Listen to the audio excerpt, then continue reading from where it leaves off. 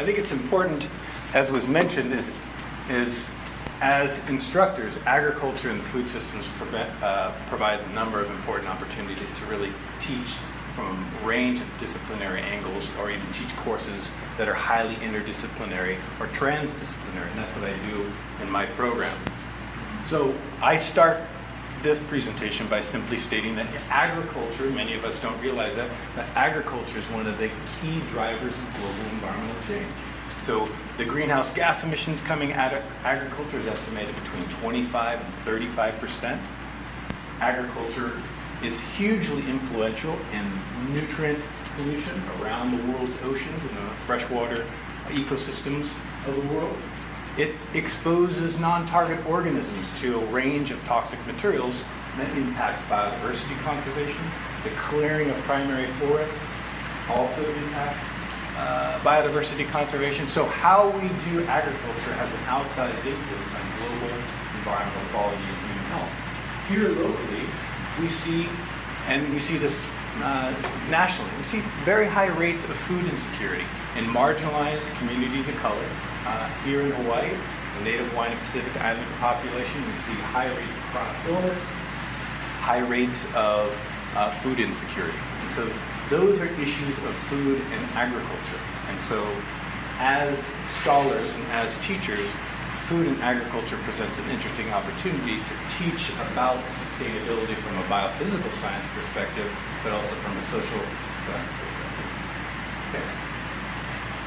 So in the context of climate change, we as a state, and particularly vulnerable populations in the state of Hawaii, are at risk of increased food insecurity as food prices fluctuate, which is essentially inevitable, and I'll explain why that is the case beyond impact on global food production. But I think it's also important to understand that not only can increasing local agricultural production serve as a climate change adaptation and mitigation strategy, it's also an opportunity for culturally appropriate economic development for the state of Hawaii, particularly for the Native Hawaiian and Pacific Islander population. What I want to do is talk a little bit about history of agriculture and the dominant form of agriculture that we are all dependent upon, and then speak briefly to some alternative agriculture. So agriculture has been incredibly productive. So since the advent of the Green Revolution in the 1940s, we've more than doubled food production. If you project these yield increases of global commodities out to the present day, we've almost tripled global food production. That's an incredible achievement in terms of science, but it's also come with a whole range of unintended ecological consequences that actually increase our vulnerability to food insecurity in the context of global climate change. And I'm going to explain that. Okay, so I mentioned this idea of the Green Revolution. So going back into the late 30s and early 1940s, this gentleman, some of you may know him, his name is Norman Borlaug. He's considered to be the father of the Green Revolution. So Norman Borlaug was a plant breeder, and his major contribution was that he selected varieties of crops that were able to uptake nutrients, these highly concentrated chemical fertilizers that were recently invented in the early 1900s through what's called the Haber-Bosch process that some of you may be familiar with. So it's a new chemical process that created ammonium nitrate, and we could apply that to soils to enhance their nutrient content, which increased the yield of these new varieties that are called high-yielding crops. So Norman Borlaug basically created new varieties of crops that took up chemical fertilizer much more efficiently. But in the process, many of these crop plants became more susceptible to pests and pathogens, increasing their reliance on pesticides, irrigation water, and so on. So though Norman Borlaug was largely responsible in his cohort of colleagues, they took this research internationally that led to these increases in global food production, and also increased dependency on a range of inputs that had a number of unintended consequences. Oops. So today we tend to farm much of our staple commodity crops, meaning rice and wheat and corn and soybeans. We farm them as large-scale industrial monocultures in industrialized parts of the world. And less developed nations, we tend to still rely on more diversified cropping systems. But today, we see these large monocultures, like this wheat farm in northern Canada, where some of these farms may be 2,500, 3,000 acres in scale. What they represent is genetic uniformity across a very large swath of land. So that genetic uniformity, even though the productivity of these large monoculture farming systems may be very high, they're also susceptible to pests and pathogens because this population of wheat or soybeans or whatever it might be is genetically uniform. There's no biological diversity to curb against the growth of pests and pathogens that can feed on these agricultural crops. And if we're filling them with highly soluble chemical fertilizer, what is now shown is that these crop plants are more susceptible to pests and pathogens. Okay, so I mentioned this Haber-Bosch process, and I want to talk a little bit about a few of the unintended consequences of relying on this type of nutrient supply for our agricultural crops. It's estimated that about 1/3 of the world's human population, the protein in our bodies, is derived from this Haber-Bosch process, the creation of synthetic ammonium nitrate, okay, that's then applied to agricultural soils. How is this different than how traditional farmers had supplied nutrients to their plants? How is this different? Before contact, how did native Hawaiian people grow crops? What were they reliant on? Did we gather? Yeah, go ahead. Natural fertilizers. Natural fertilizers such as Waste. Okay, they would use sometimes their own human waste, because there's lots of nutrients that are contained in it. Animal waste, they'd gather leaf mold from the forest, any form of seaweed. They would use all these different forms of organic matter, and allow it to decompose into the soil and supply essential plant nutrients. That process has largely been replaced in many parts of the world, and now we are highly reliant on this form of highly concentrated synthetic chemical fertilizer that does not contain any organic matter. That's important from a soil ecosystem perspective, and I'll explain why that is.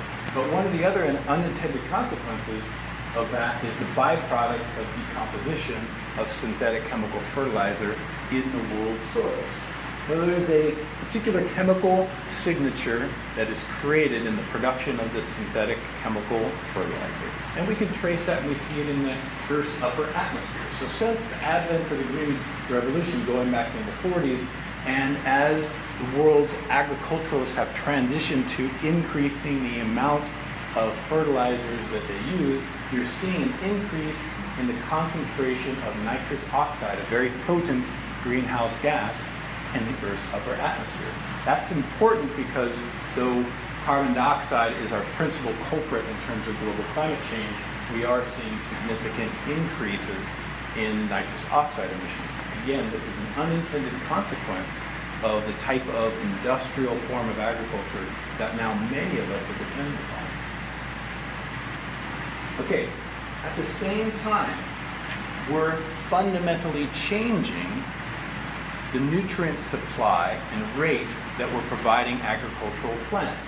And so these forms of fertilizer are highly concentrated. They may be up to 20% actual nitrogen, which compared to traditional forms of fertilization, they may be only 1%. And so we're fundamentally changing the physiology of plants when we fertilize them with these synthetic chemical nutrients. It tends to make them, if they're over-fertilized, it tends to make them more susceptible to pests and pathogens. And there's a whole series of studies that have shown that between a highly concentrated synthetic chemical fertilizer and a more organic matter-based fertilizer, because of the rate of availability of these nutrients, these chemically fertilized plants are more susceptible to pests and pathogens. Because all of these plant juice-sucking insects like aphids, they make their living of poking their mouth parts into plant cells and sucking out the juices. If these are highly fertilized plants, there's more nutrients that are available to those plants, or to those insects. Okay. At the same time, this highly concentrated form of fertilizer is water-soluble and therefore mobile. So just like dissolving sugar in your cup of coffee or your tea, synthetic chemical nitrate is highly soluble. So if it dissolves in water, and water can move horizontally or it can move vertically through the soils, these highly concentrated fertilizers are being used throughout the agricultural belt, and here you see these higher risk areas of water contamination in the groundwater. That's because of the continued application of these highly concentrated fertilizers. Farmers get paid based on yield, right? Based on the tonnage or poundage of materials that they're growing. So they tend to oversupply nutrients beyond the needs of the plants.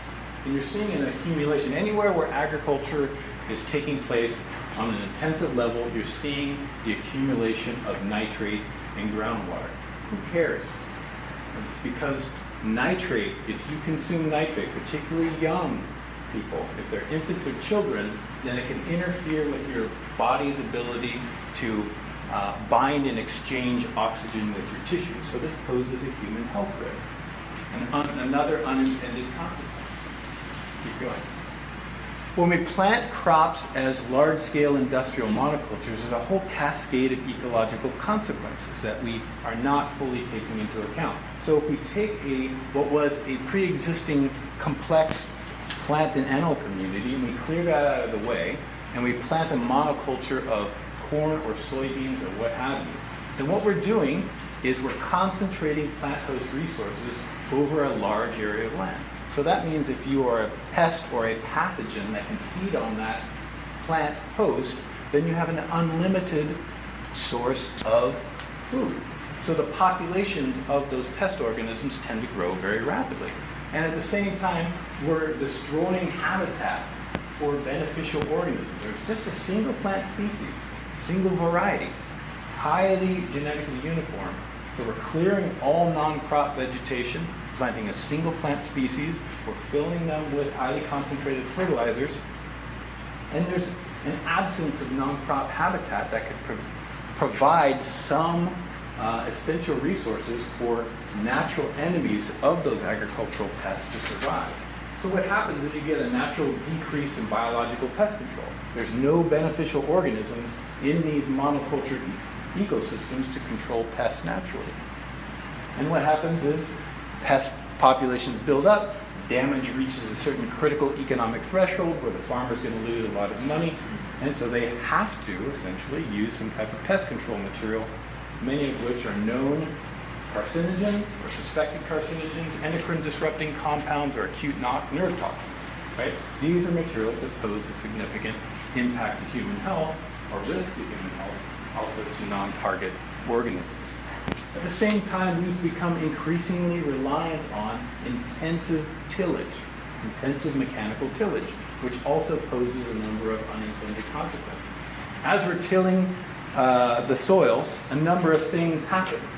One is we're actually oxidizing a lot of organic matter that has historically accumulated in the world's ecosystems. So before really the advent of agriculture, we had intact ecosystems where organic matter through the leaf material had accumulated for millions of years.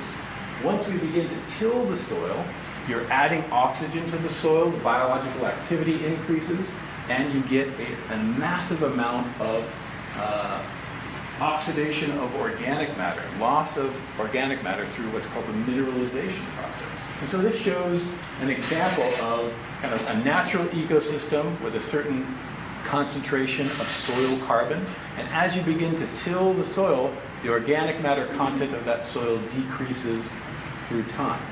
But we can, and you see here, if we begin to change our tillage practices, reduce the amount of tillage, or in other cases, add organic matter to the soil, you can actually change the organic matter content of the soil.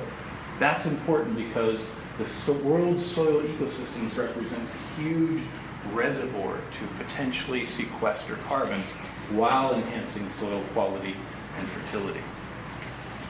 Okay, as we till the soil, you have a question? Yeah, what occasioned that change? Oh, this was policy. Well, this is at kind of the farmer level, the farm plot level. So this is the introduction of the conservation tillage practices that begin to reduce the amount of organic matter loss, and organic matter begin to actually accumulate in the soil. So if you reduce tillage, you're reducing the oxidation of organic matter, the respiration of organic matter, and the organic matter content can actually increase, particularly if you're incorporating organic matter back into it in the form of cover crops, compost, animal manures. Does that make sense? Yeah, no, that makes sense. I just wondering what happened in the 1970s that made people become aware and deal with this. Well, this is really at a kind of a plot level. So this is an individual research plot where conservation tillage was then imposed at this point, and then the accumulation process began. Okay, at the same time, if we are not replenishing organic matter content, key soil qualities are compromised. Soils become more erosive. So if we're adding a lot of highly concentrated fertilizers to our soils, and organic matter content is decreasing, then those soils become more susceptible to erosion. And as I mentioned, they carry with them a lot of the fertilizers, which are water soluble. So when you get erosion, the nutrients that are contained in that soil will eventually make their way into some type of freshwater or marine ecosystem. And here you're seeing this process of eutrophication. Nutrients that were applied for agricultural plant uptake are being taken downstream and eventually reaching our marine ecosystems. And all of this green is massive algae blooms in the marine ecosystem, because now this system is being eutrophied. It's being enriched with nutrients. Why does that matter? Because eventually all of those algae will die and decompose, increasing the biological oxygen demand as decomposing organisms work to break down these huge populations of algae. And that can create what are called hypoxic zones, low oxygen level zones in oceans. And the most famous one is in the Gulf of Mexico. This, everywhere where you see one of these dots, is a major hypoxic zone. And this has to do with agricultural runoff from our agricultural fields making their way down to the marine ecosystems. And here's the major one in the Gulf of Mexico that most people are familiar with. So because of the excess use of nutrients and the runoff into freshwater ecosystems eventually making their way to our marine ecosystems, you're seeing a major compromise in terms of biological diversity. Yeah. Yeah, I noticed there's nothing in the Great Lakes area, but just because this map focuses on ocean coastal zones. Yeah, this is mostly marine zones.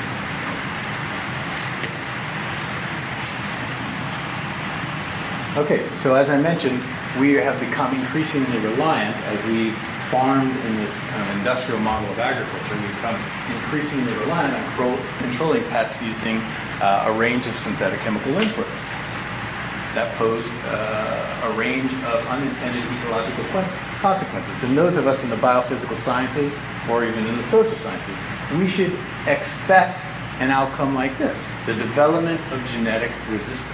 Because in every population, you will have some genetic variant that is naturally less susceptible to exposure to any kind of toxic compound. And that one with a genetic variant that codes for increased resistance when it is exposed to a pesticide, it is going to survive and reproduce, and through time, then that genetic trait is going to be amplified in subsequent populations to where you eventually have an entirely genetically resistant population. Those that do not have that trait, of course, are going to be selected against and will be lost from that population. The development of genetic resistance is one of the most well-documented examples of evolution by human selection that we have. It's been shown not only in pathogens, but insects and weed populations. At the same time, many of the compounds that are used to control arthropod pests in agricultural systems, they're what are called non-target, they're non-specific. So they will kill also the beneficial organisms that could otherwise keep pest populations somewhat in check if they were otherwise enhanced. Okay, and what we're learning in terms of human health consequences is many of the new generation of organophosphate pesticides, and this is insecticides and herbicides, they replace the old organochlorine pesticides like DDT, which have been outlawed in this country because of their impact on environmental quality and human health. Now what is being shown is that if you live in close proximity to where a range of these organophosphate materials are being used, then the likelihood of children developing some kind of cognitive impairment disorder goes up significantly. So if you live within a 1 mile radius of where a range of these, and this includes, again, pesticides and herbicides, if you live within a 1 mile radius, the risk factor of some type of cognitive impairment goes up between 60% and as high as 300%. So these are epidemiological studies. We can't do these controlled experiments on human beings, but this is what the epidemiological literature is now saying. Again, at the bottom of all my slides, these are the references. I can send you those references and this PowerPoint if you're interested. Okay, the food system also, even though it's been incredibly productive, we still have incredibly high rates of food insecurity. So the most productive industrial form of agriculture on the planet, we use the highest technological forms, get the highest yields of major commodities, and this is USDA data. This is the number of people who are food insecure, meaning they do not have regular, secure access to safe and affordable food to live a normal, healthy, and productive life. Okay? This is an issue of poverty, but this is also an issue of food policy. These are things that we cover in our courses. Okay? So a significant number of people are food insecure in the United States. So I mention this because many people are, they misunderstand the relationship between food production and yield or productivity and food security. Those things are not in direct relationship with one another in many circumstances. If you're talking about sub-Saharan Africa, then yes. If you're talking about many industrialized parts of the world, it's very different. It has to do with entitlements, has to do with income, has to do with poverty. Okay, as was mentioned, we're seeing increasing concentrations of carbon dioxide and other greenhouse gases in the Earth's upper atmosphere. We're seeing temperature rise at unprecedented levels. What relationship does this have to the food supply and food security, particularly here in Hawaii? The recent bad news was, and correct me if I'm wrong, is we've now exceeded 400 parts per million, and it appears as though that's now at a global level, and the likelihood of our dropping down below 400 parts per million, which is already exceeding the upper threshold of what is considered to be safe to maintain a stable climate, that is likely not going to happen within our lifetime unless radical changes are made to our greenhouse gas emissions. Okay, so here's what the recent IPCC report was saying about the global climate change and food security. At our current rate of emissions, that we will reach 4 degrees centigrade of warming by the end of this century. Okay, you had mentioned 3.5 degrees, so somewhere between 3.5 and 4 degrees. At that level of warming, at that amount of warming, then there will be likely catastrophic impacts, meaning there will be such frequency of severe storms, crop loss, dislocation of people from low-lying areas of the world, that there will be social and economic chaos.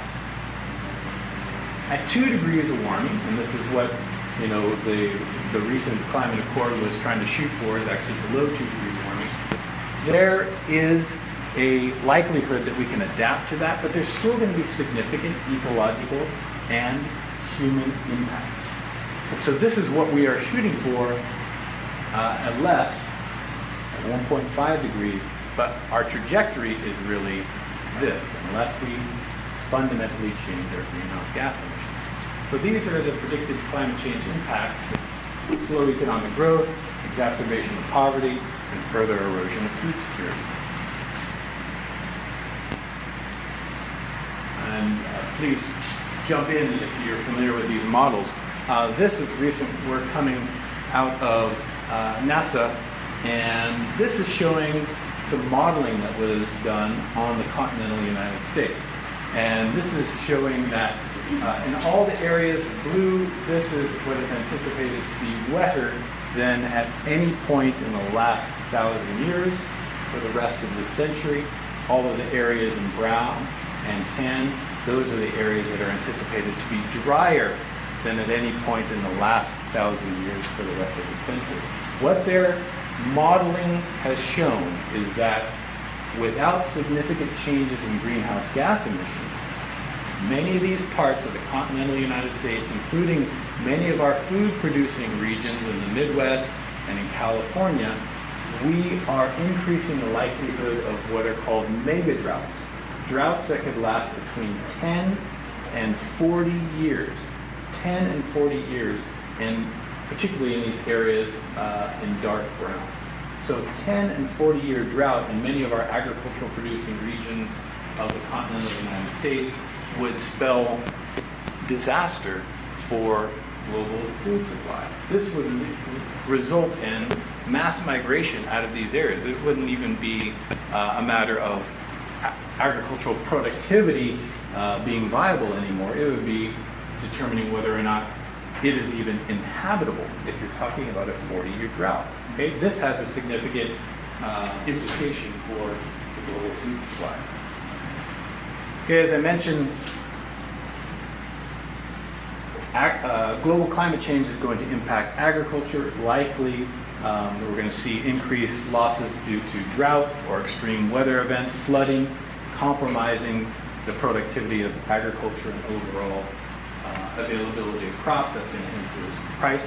But agriculture itself also influences greenhouse gas emissions in a very important way. So what is now, and this is difficult to pin down precisely, but it's about a quarter to a third of global greenhouse gas emissions come from the agricultural sector.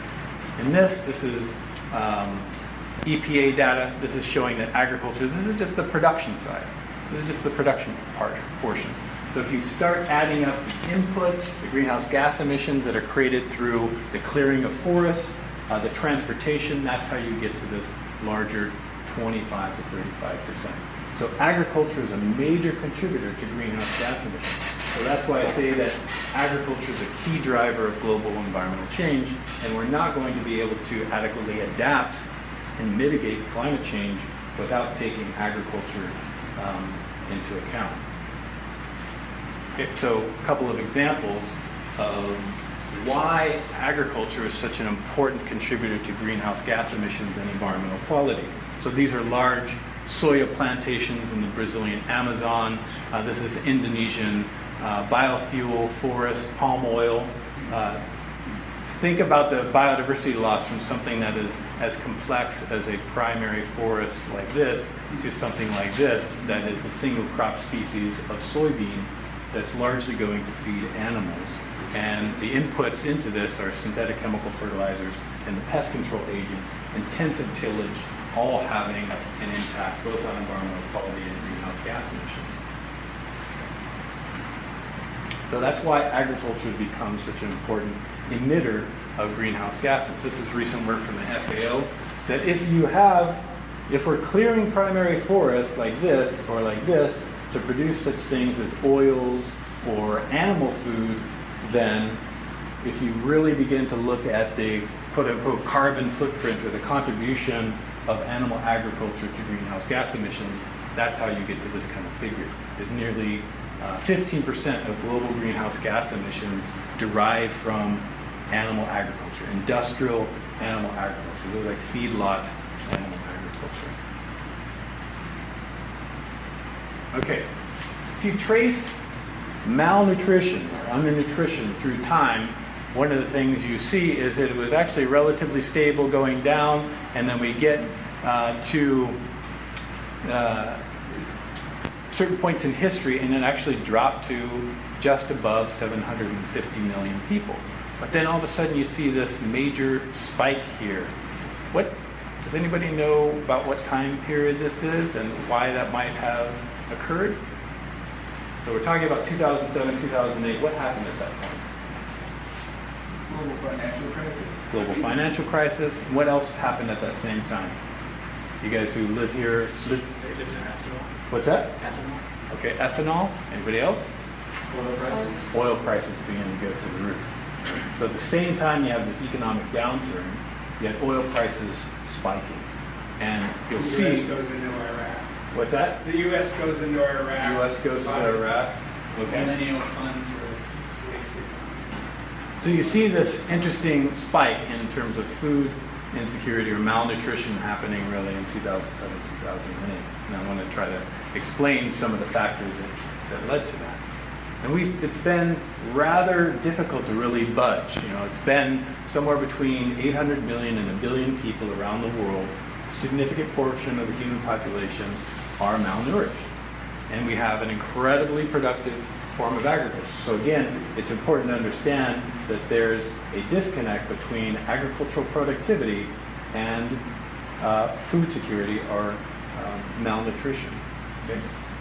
From the industry's perspective, you know, constantly hear this from certain sectors of the agricultural industry, is we need to continue to increase the productivity of agriculture. We need to further intensify agriculture because that's the way that we're going to address world hunger.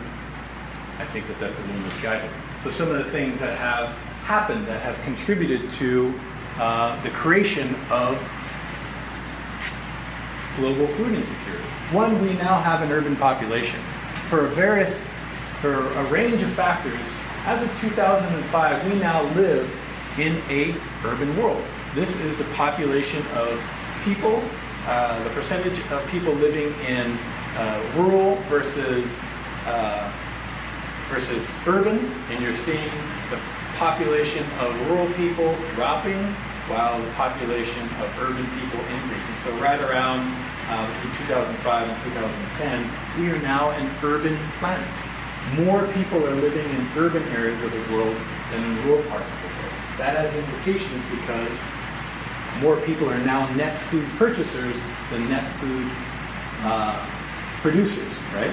More people are dependent upon this industrialized form of agriculture that what we're going to see is coupled to oil prices.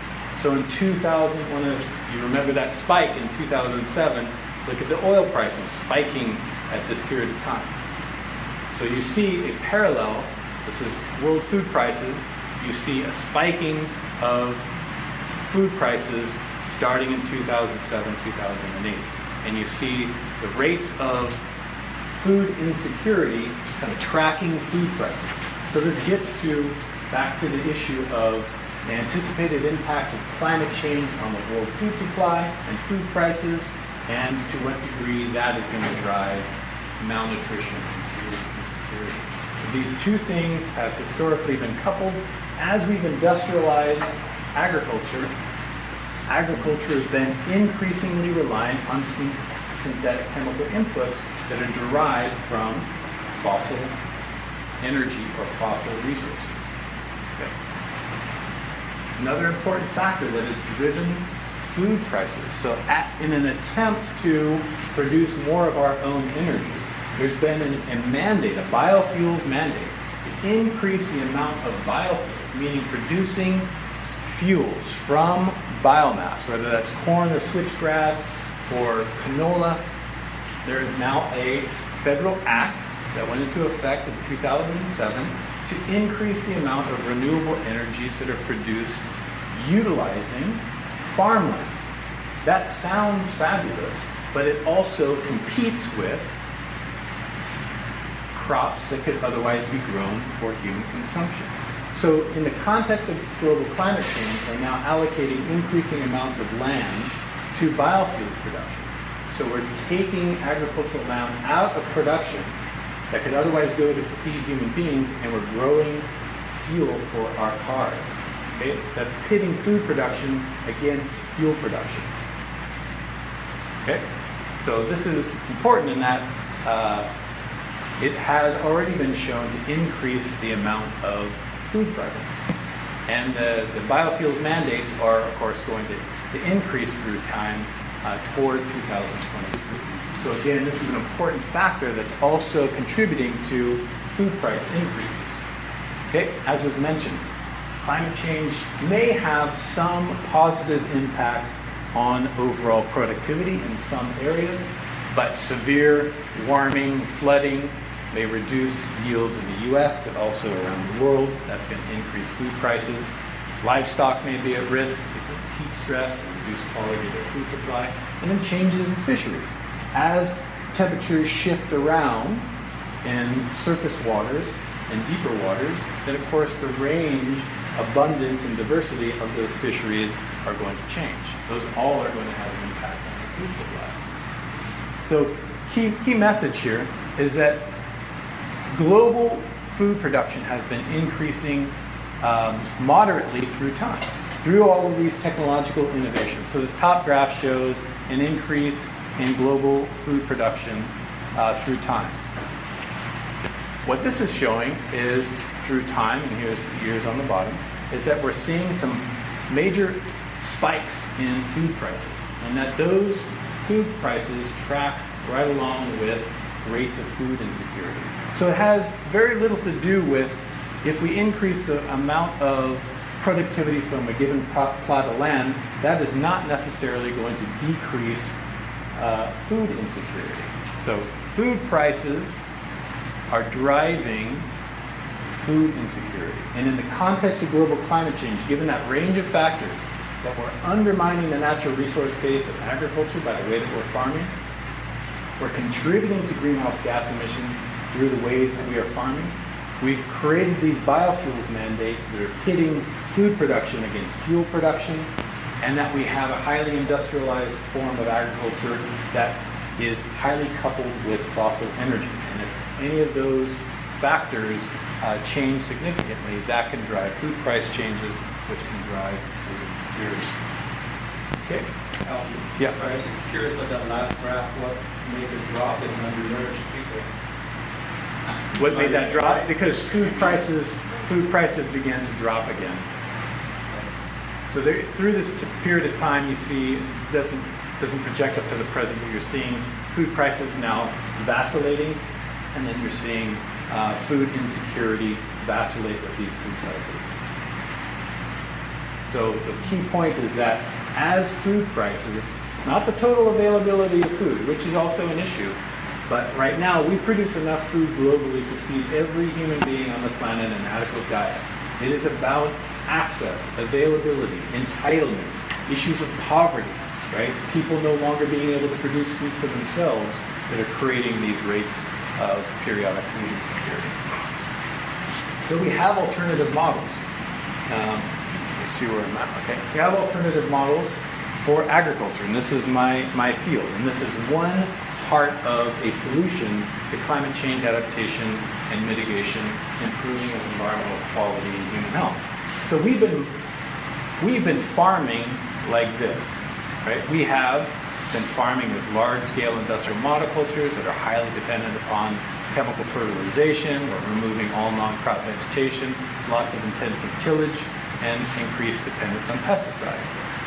In terms of pest management, it decreases natural enemy abundance and diversity, which decreases natural pest regulation. We can, through our understanding of ecology, the application of ecological research methods, to the design and management of agri-ecosystems, we can diversify the farming system. And in that process, not only address issues of pest control, but also do things like sequester carbon. If we're reducing the amount of tillage, then we're going to decrease the amount of carbon loss from soils. So if we're using organic soil fertility management practices and we're reducing intensive tillage, then we're going to begin sequestering carbon in the soil, mitigating to some degree climate change emissions. But if we also diversify the farming system overall and decrease our use of synthetic chemical inputs, we can build populations of natural enemies that control pests. This is within our capacity. It's simply redesigning farming systems and redesigning the policy environment to support an alternative approach to agriculture. So if you look around, at the world's soils, we have largely depleted organic matter or soil carbon from the world's soil ecosystems through cropping systems and the way that we manage rain systems. So we can actually restore a significant amount of the organic matter that has historically been lost. So the world's soil ecosystems represent a major potential sink for greenhouse gas emissions, particularly carbon dioxide. And the way to do that would be through these types of farming practices, all of them centering around reducing the amount of tillage, but cycling more organic matter through the soil system. So we can increase the organic matter accumulation in soils, improving productivity, improving their climate resiliency in the process. Because soils that have high organic matter content also have a higher water holding capacity, they're less erosive, right? They have higher biological activity and diversity, which can naturally control pests and pathogens that are born in the soil. So there's a key strategy, and we already know how to do this. Sorry, Yep. can you go back one?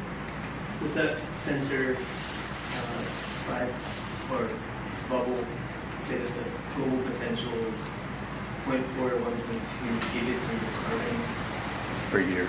per year sequestered in soils? Yeah. And is there a way to, so that means that agroecological farming models are potentially carbon positive, as in they don't actively sequester? They will be a sink. It will be a sink. Right now, the world's agricultural soils and rangeland soils tend to be a source of carbon emissions, right? So what I'm saying is that through sound soil fertility management practices, and these are things that would need to be incentivized at a policy level, that we can potentially reverse the process and begin accumulating organic matter or soil carbon in the soil. And we're able to quantify that. Say, for example, this 1,000 acres that was shifted from conventional to agroecological, could we track year over year how much carbon we're increasing? Yep, you can do that. You can measure the organic matter content of a soil. I do that with my students to demonstrate that within a short period of time, within years, you can begin changing the percent organic matter or the amount of carbon that's sequestered in the soil. That's, of course, temporary. Some will last for longer periods of time. It depends on how that soil is managed. If you then increase the amount of tillage again and you're not cycling organic matter, then that carbon is going to leave the soil. So it all depends on management. But the potential is there to reverse the process and begin sequestering rather than emitting carbon from the soil. A few last things. So if you look at traditional agricultural systems, including traditional agricultural systems in Hawaii, all traditional agricultural systems were highly reliant on cycling of organic matter to derive essential plant nutrients. That's how all populations of the world that were agricultural, that's how they sustained the populations that they had. Without doing that, then the soils were eventually degraded, yields plummeted, and people then went hungry, and those societies vanished. Okay. They also did something very different in terms of biodiversity. The cropping systems themselves were highly biologically diverse. People were hedging their bets against crop loss. Right? In a non-economic model, there was always, or in early economic agriculture, diversity of crops hedge their bets against famine or hedge their bets against market losses. So biological diversity was key in terms of an insurance policy for productivity from agriculture. So this is important because this crop diversity has largely been lost as we've transitioned from a traditional form of agriculture that was highly biologically diverse to an industrialized one. We've lost a tremendous amount of crop biodiversity. Here's an example of agroecology as applied to farming systems in East Africa. This is called the push-pull system. Very simple ecological design, where normally corn is grown, and this is a relatively recently introduced crop to Africa, but many people in East Africa are dependent upon their staple crop being corn. Okay, there's a pest. It's called a corn borer. The eggs are laid on the stalk, and then the larva eventually will burrow its way into the corn stalk, and eventually that corn stalk will fall over, and yields will plummet, right? So what has always been done is apply different forms of pesticides to control this stem borer. But what ecologists have figured out is that if you plant a nitrogen-fixing leguminous crop in between the corn rows, this desmodium, that is a repellent plant, and it forces the corn borers out of the system. And on the outside of the corn, they're planting this Napier grass that is chemically attractant to these stem borers. Okay, and then they will either stay in there, or the farmers may spray this, reducing the amount of pesticide use, or not using any pesticides at all. This desmodium is a nitrogen fixer. It contributes organic matter and some nutrients to the soil ecosystem. Eventually, once the corn is harvested, they bring the goats in, and the goats graze on this material. Overall, it increases the productivity of the system while enhancing its overall sustainability, reducing the amount of input spend. So this has been an incredibly successful East African ecologically based strategy for solving these pest problems. I'm just going to say the last couple things.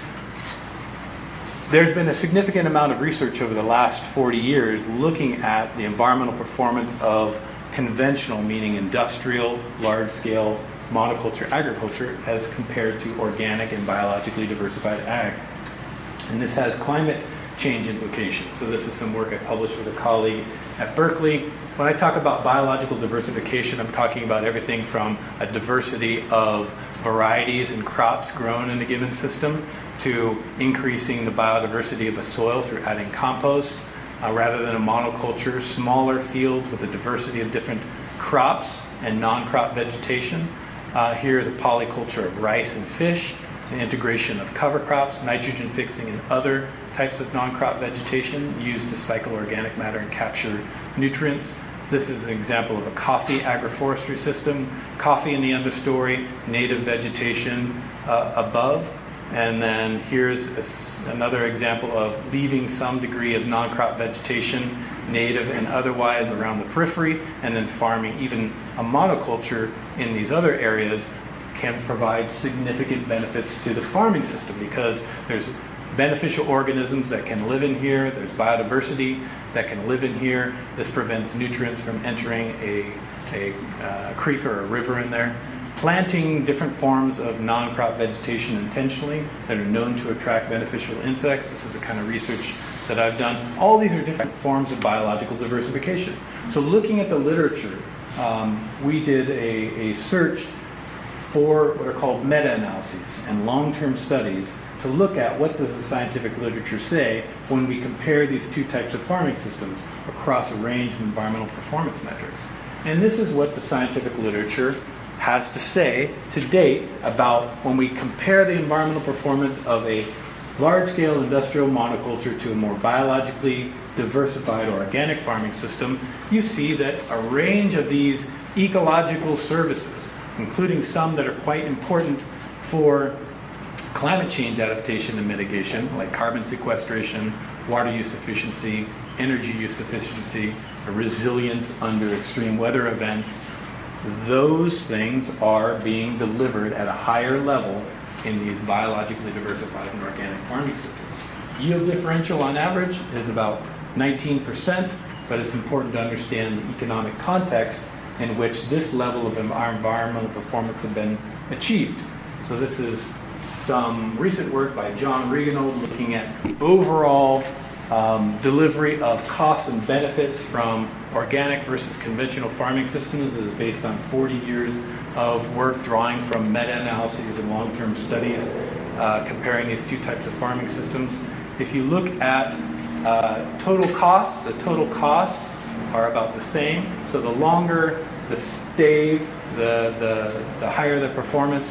So the total costs are about the same because input costs in conventional agriculture is higher, labor costs are higher in organic agriculture because there's no such thing as herbicides in organic farming. Okay? So ecosystem services, much higher in an organic farming system compared to a conventional farming system. Employment of workers is often higher because of the higher labor requirements in organic farming systems. Pesticide exposure, much less in organic farming systems because essentially with a few exceptions, there are no pesticides used in organic farming systems. Minimization of pesticide residues on the food, much better in organic farming systems, and the list goes on. The nutritional quality being slightly better, yield being slightly lower in organic farming systems for reasons that I'll explain. Soil quality being significantly higher because of the accumulation of organic matter, minimized energy use, and biodiversity. So the current literature summarizing 40 years of work comparing organic and conventional agriculture is now showing that organic farming systems, these biologically diversified farming systems, are delivering the goods in terms of some of the goals that we might hope for agriculture. Okay, so in what context is this happening? So this is some recent social science research that I did with some colleagues looking at, of the total research, education, and economics budget of the U.S. Department of Agriculture, this is the amount that's given to organic farming systems research. Okay? So this might suggest that given this level of environmental performance, when you compare these two systems, this is perhaps an inadequate level of federal support to help us achieve the levels of climate change adaptation, mitigation, etc., that we could potentially achieve from organic and otherwise diversified farming systems. This is also recent research that we just published in collaboration with the Union of Concerned Scientists. This is the total USDA budget, the big gray. This is the research, education, and economics budget. And these over here are the very small fractions of research and development dollars that are allocated to organic and ecologically based agriculture. So again, the organic and biologically diversified farming systems have been able to achieve a very high level of environmental performance despite being entirely neglected from the U.S. Department of Agriculture. And our argument is that if we actually allocated any money to this, then we would see even higher levels of environmental performance. That would help us mitigate and adapt to climate change. So I'm going to stop there, and we can begin a discussion. So I'm going to stop there.